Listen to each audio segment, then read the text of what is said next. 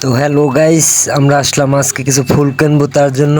তো এখানে সব ধরনের ফুলই আছে, এই রজনীগন্ধা, তারপর গাঁদা, তারপর হলে ফুলের তোড়া, তারপর গোলাপ, সব ধরনের ফুলই আছে।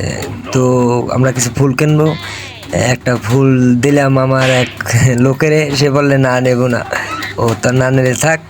আমরা গেলাম দোকানদারের কাছে, দোকানদার ভাই আমাদের পরিচিত, তার কাছে গেলাম।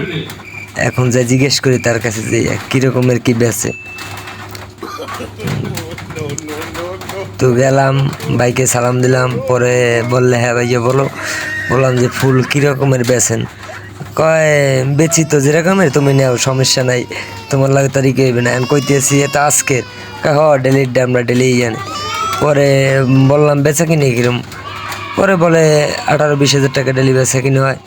পরে বললাম ও তাই, ও তাই আমরা ফুল নেব। তো পরের ভিডিওতে দেখাবো আর কি কি নিই আমরা।